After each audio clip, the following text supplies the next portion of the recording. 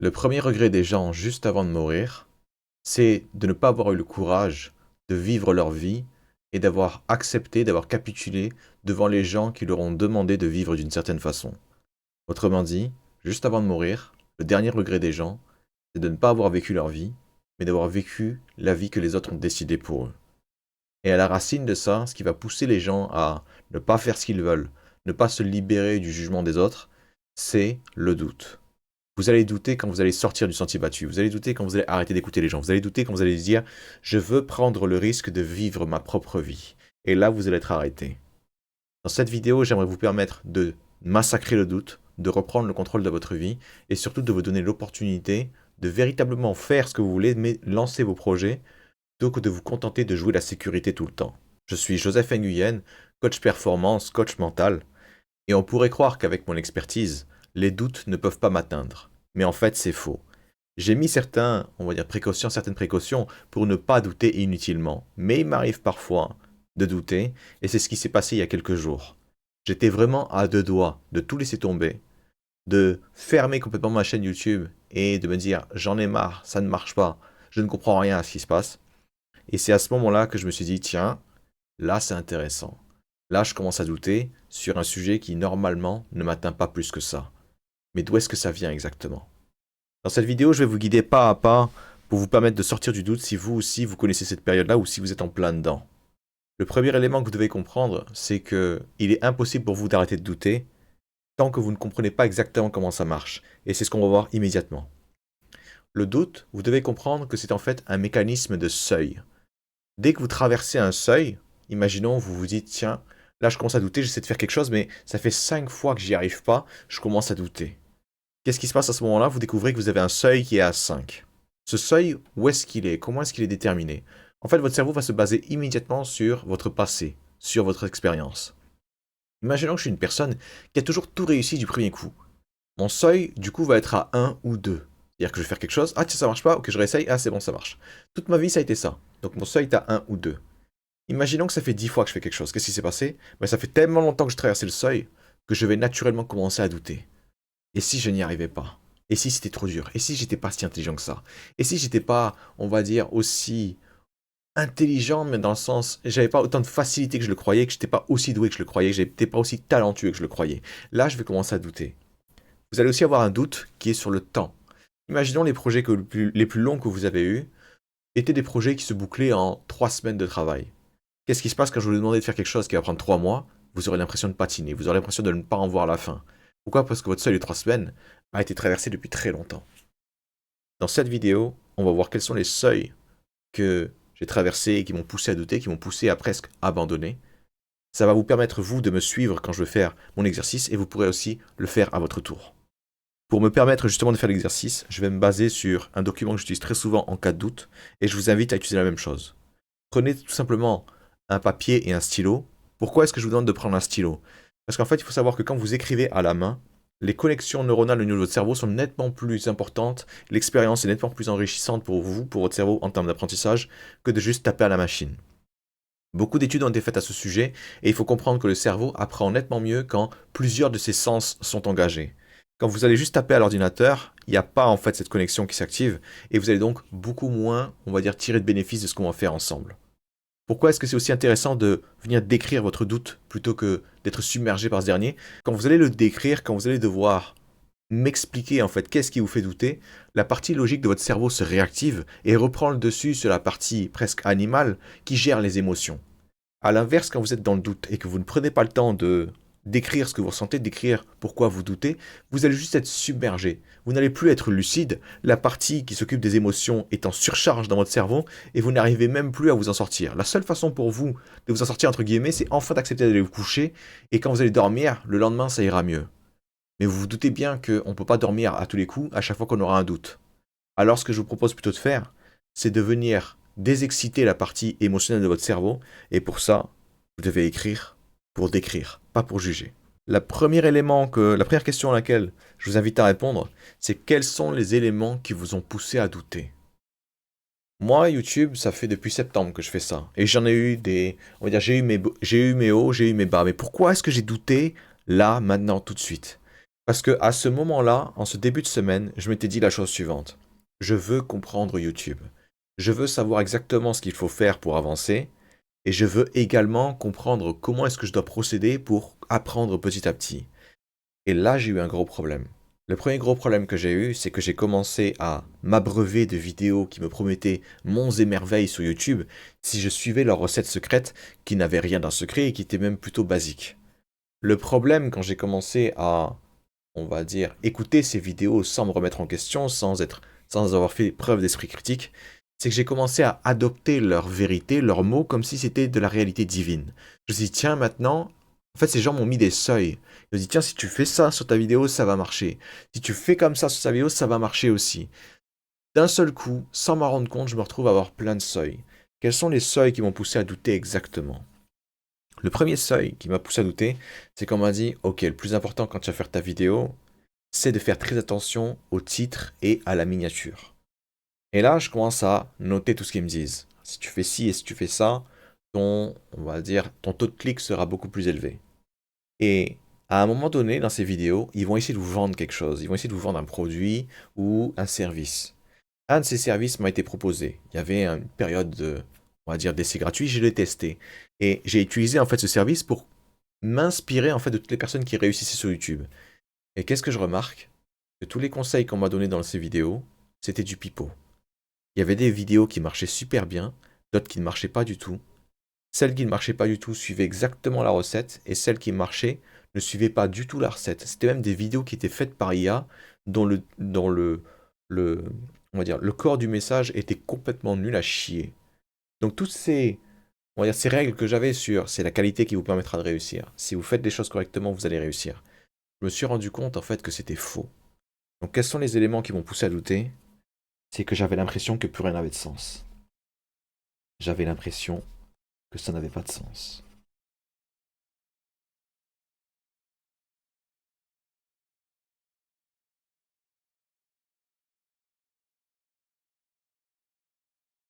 Qu'est-ce qui s'est passé aussi?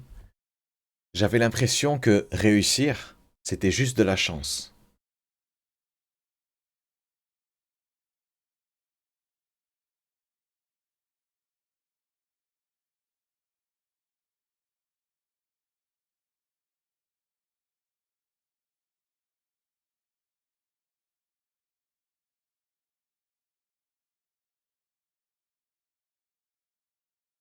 Prenez véritablement le temps de noter. C'est vraiment l'expérience en elle-même de noter, de prendre le temps, d'appuyer sur pause en fait quand vous êtes en train de noter, d'écrire. Parce qu'en fait, vous ne pouvez pas écrire aussi vite que vous pensez. Là, votre stylo ici, c'est lui en fait qui vous permet de ralentir ce qui se passe dans votre tête. C'est lui qui limite la bande passante. Et quand vous faites ça, la partie qui, on va dire, gère votre émotionnel, elle est obligée de ralentir. Elle se dit, ok, bon bah j'attends que tu finisses d'écrire ta phrase et ensuite je t'envoie de la peur, ensuite je t'envoie du doute.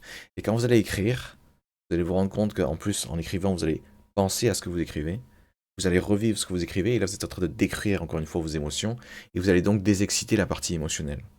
Continuez encore. Quels sont les éléments qui m'ont poussé à douter à ce moment-là?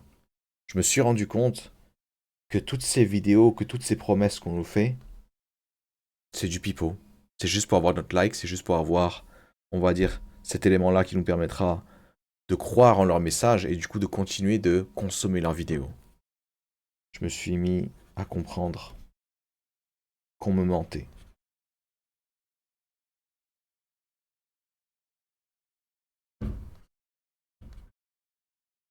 L'autre élément qui m'a poussé à douter, c'est que dès le départ, j'avais la conviction qu'il était possible de comprendre YouTube, qu'il était possible de savoir exactement comment ça fonctionnait et qu'il y avait tellement de vidéos sur le sujet, je me suis dit, bon bah les gens ont déjà dû comprendre exactement ce qu'il fallait faire, je vais déjà partir de là pour pas partir de rien. Dès que je me suis mis ça en tête, je m'attendais à avoir une certaine qualité dans la réponse. Je m'attendais à avoir une certaine qualité dans, on va dire, ces vidéos qui promettaient des résultats fantastiques. Et qu'est-ce qui se passe immédiatement quand les résultats sont bien inférieurs à ce que je pensais? Je vais me mettre à douter, je vais me mettre à, on va dire, à paniquer, parce que je me rends compte que tout ça, c'est qu'un mirage. Donc, quels sont les éléments qui ont poussé à douter? J'en attendais trop.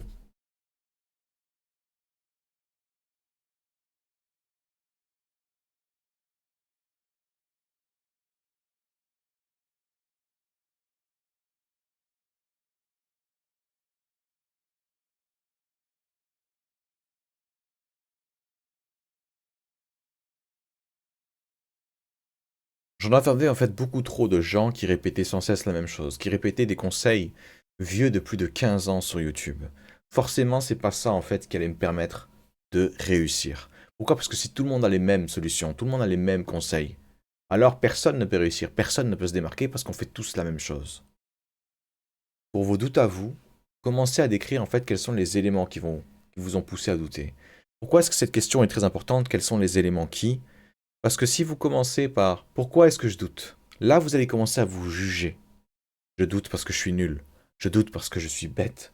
Je doute parce que je n'ai pas ce qu'il faut pour réussir. Je doute parce que personne ne croit en moi. Vous voyez, la question pourquoi est extrêmement dangereuse pour votre mental. À l'inverse, quels sont les éléments qui vous poussent à décrire les choses? D'où est-ce que ça vient? À quel moment exactement ça s'est déclenché? C'est comme demander à quelqu'un de vous décrire un tableau alors que vous êtes aveugle. Quels sont les éléments qui font que ce tableau que tu regardes est, on va dire, extraordinaire? Et là, vous êtes obligé de absolument tout décrire parce que la personne est aveugle. On veut utiliser en fait cette approche extrêmement précise, extrêmement dans la description et pas dans le jugement, pour vous permettre en fait de vous calmer tranquillement. Chez la plupart de mes clients, les raisons qui reviennent le plus souvent sont les éléments qui me poussent à douter, c'est que je me suis déjà trompé pendant 2 semaines sur ce projet-là. Je pensais pouvoir y arriver en une semaine, et j'ai déjà 3 semaines de retard si je compte en fait le temps de préparation que j'ai mis en place. Je commence à douter parce que, au départ, pour réaliser mon rêve, pour vivre de ma passion, je m'étais laissé 2 ans. Et aujourd'hui, on est à 4 ans, et il n'y a toujours rien, j'ai toujours pas fait d'argent. Je commence à douter parce que c'est tout le temps le même problème qui m'empêche d'aller plus loin. J'ai lancé mon entreprise et vient le moment où je dois trouver des clients et je ne sais pas comment m'y prendre. J'ai tout essayé, j'ai essayé plein de méthodes et ça ne fonctionne toujours pas. Je n'ai toujours aucune personne qui est intéressée par mes services. Commencez à lister tous les éléments qui ont provoqué ce doute. Tous ces éléments-là vont définir en fait votre seuil. Par exemple, quand je vous disais, j'avais l'impression que ça n'avait pas de sens. Moi, le seuil que je m'étais fixé quand je vais commencer à apprendre en plus sur YouTube, c'est je vais comprendre exactement comment ça marche, je vais être un spécialiste du domaine, alors qu'en réalité, j'ai vu juste une dizaine de vidéos, quoi. J'avais l'impression que réussir, c'était juste de la chance. Donc mon seuil à moi, c'était je vais repartir de là en sachant exactement sur quel bouton appuyer. Je me suis mis à comprendre comment monter. Et en fait, sincèrement, on est sur YouTube. Les gens vont vous vendre quelque chose d'extraordinaire et vous donner quelque chose qui n'a absolument aucun rapport. Leur but, c'est quoi? C'est juste que vous soyez sur la vidéo et que vous regardiez ça. Et moi, en fait, c'est pas ce genre de vidéo que je voulais faire. Et alors, ce qui m'a eu à ce moment-là, c'est est-ce que si je dois faire des vraies vidéos pour aider les gens, je suis condamné à ne pas réussir? Je suis condamné à ne pas avoir de visibilité? Je suis condamné à ne pas avoir d'influence? Parce que moi, ce que je veux réellement, c'est toucher suffisamment de gens pour permettre aux gens de vivre la vie qu'ils veulent plutôt que d'être enfermés dans une vie qui a été décidée par les autres. 7. Ce regret qu'ont les gens avant de mourir. De j'aurais aimé vivre ma vie plutôt que de vivre celle que les autres ont décidée pour moi. Ce truc-là me hante. C'est depuis ce jour-là que je me suis dit, je veux vivre ma propre vie, je veux vivre de ma passion. Et aujourd'hui, je peux permettre à d'autres personnes de le faire, et donc je dois avoir une certaine influence. Alors quand j'ai commencé à me dire qu'on est en train de me mentir, on est en train de me survendre ce qui va se passer, une partie de moi avait peur que mon rêve ne puisse pas devenir réalité. Et c'est ça en fait qui m'a mis le doute. Enfin, j'en attendais beaucoup trop de ces gens qui ont beaucoup d'abonnés, mais qui vendent tous la même chose, le rêve. Suivez mes conseils et vous allez réussir. Suivez mes conseils et vous allez, on va dire, devenir riche et célèbre ou je ne sais quoi encore. Non. Moi, ce que je veux juste vous faire, c'est suivez les conseils de cette vidéo et vous allez reprendre le contrôle face au doute. Vous allez ne plus être submergé face au doute et vous pourrez commencer à avancer. Ici, dans ce premier épisode, on va mettre les fondations, vraiment les tout premiers éléments qui vous permettront de relativiser, de baisser un petit peu cette avalanche émotionnelle que vous ressentez pour justement vous permettre de reprendre le contrôle et d'avancer. Deuxième question que vous allez vous poser, où était mon attention? En fait, vous devez comprendre quelque chose sur le cerveau, c'est que votre cerveau ne fait qu'amplifier ce sur quoi vous mettez votre attention. Mettez votre attention sur les éléments que vous ne contrôlez pas, et vous aurez l'impression que votre vie entière est des aléas de la vie, que vous ne contrôlez absolument rien, que vous ne faites que suivre le courant. Mettez votre attention sur les problèmes que vous avez, vous aurez l'impression d'en avoir partout. Mettez votre attention sur les bénéfices, sur la beauté de ce monde, vous aurez l'impression que le monde est merveilleux. Personne n'a raison, personne n'a tort. Mais maintenant que vous savez que votre cerveau ne fait qu'amplifier là où vous mettez votre attention, il est de votre devoir, pour votre propre santé mentale, de mettre votre attention là où il faut. Mais avant de le mettre là où il faut, on va déjà comprendre pourquoi est-ce que vous ne l'avez pas mis là où il faut, comment vous allez reconnaître ça, pour éviter de le faire la prochaine fois. J'avais l'impression que ça n'avait pas de sens. Où est-ce que je mets mon attention quand je me dis ça? Je mets mon attention sur mon incompétence. Je mets mon attention sur mon incapacité à comprendre ce qui se passe. Je mets mon attention sur mes limites.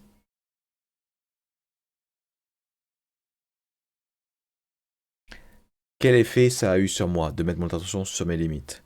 Je me sens limité. Je me sens piégé.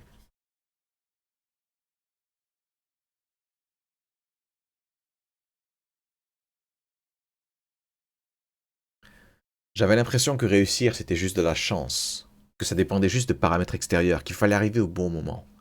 Où était mon attention? Sur le hasard, sur les éléments extérieurs, sur les éléments que je ne contrôle pas.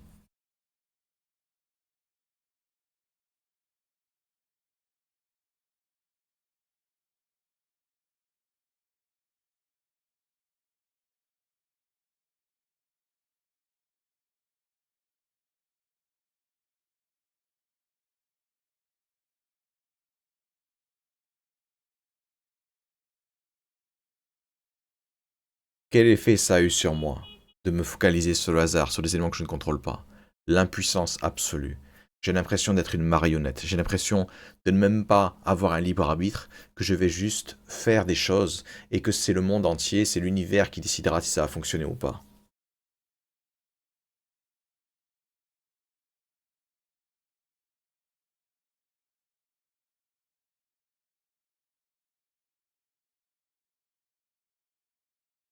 Vous vous doutez bien que quand j'ai ces effets-là sur moi, le doute est, on va dire, est évident. C'est normal que je vais douter dans ces moments-là quand je me suis mis ça dans la tête.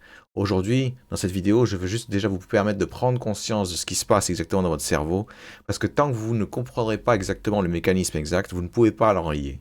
Vous ne pouvez pas dire à quelqu'un, je veux réparer ma voiture, mais en fait, j'ai aucune idée de comment ça marche. Là, c'est pareil pour le doute. Vous ne pouvez pas arrêter de douter.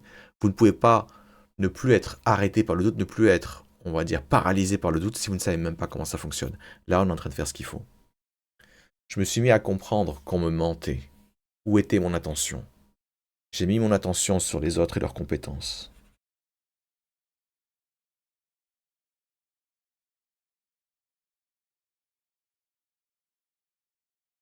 Quel effet ça a eu sur moi?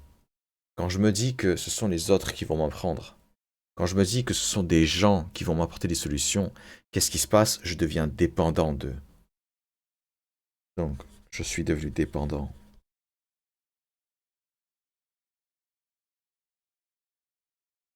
Et parce que je suis devenu dépendant d'eux, j'avais l'impression de ne plus réussir à réfléchir. J'avais l'impression que je ne pouvais plus avoir mes propres idées, que je ne pouvais plus m'autoriser à me tromper et à faire les choses à ma propre façon.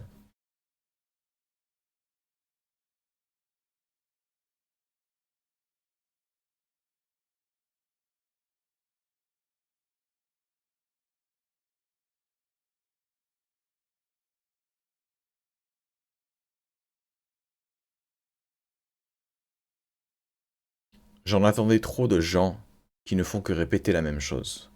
Où était mon attention? J'avais besoin d'avoir des réponses solides. J'avais besoin d'avoir un certain seuil. Qu'est-ce qui s'est passé à ce moment-là? Où est-ce que j'ai mis mon attention? J'ai mis mon attention sur mes besoins on va dire, sans faire attention aux éléments qui me permettraient d'assouvir ces besoins. C'est comme me dire, je veux avoir une belle vie sans me demander comment faire pour avoir cette belle vie. Donc là, je me suis focalisé sur les résultats, sur la qualité des conseils que j'allais recevoir. Je me focalise sur des résultats.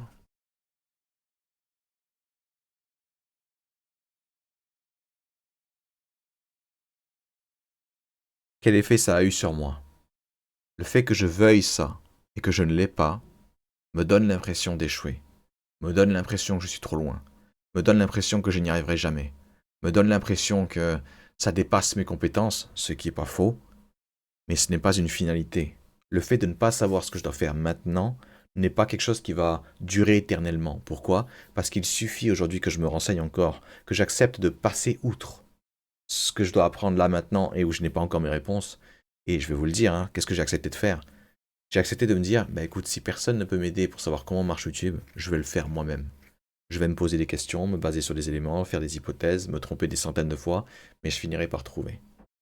Quel est l'effet que ça a eu sur moi de me focaliser sur les résultats alors que je ne les ai pas encore? j'ai l'impression que je n'y arriverai jamais.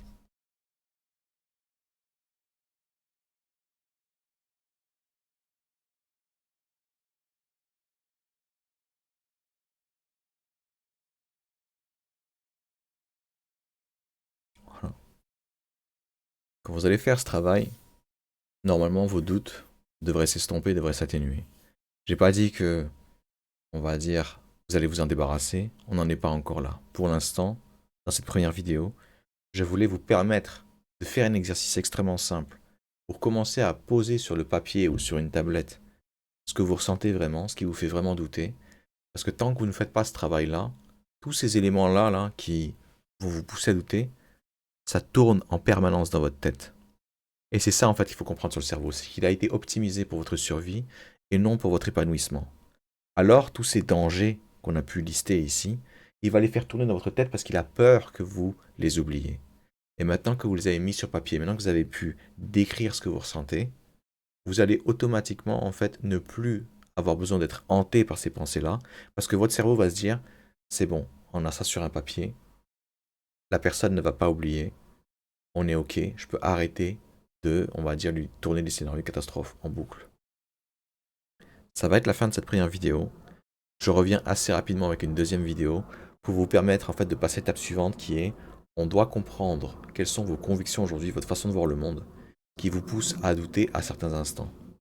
Par exemple, certains d'entre vous vont douter parce que ah ouais, mais là je me suis trompé 5 fois d'affilée là sur le truc que je veux faire, j'ai l'impression que je vais jamais y arriver. Et en fait, vous ne vous rendez pas compte que se tromper 5 fois, sur le truc que vous essayez de faire, en fait c'est normal tellement c'est complexe. Donc on mettra ça en évidence dans la prochaine vidéo. En tout cas, moi ce que je vous conseille de faire, c'est de, on va dire, remplir ce document comme je l'ai fait ici. Ça vous permettra déjà de déstresser.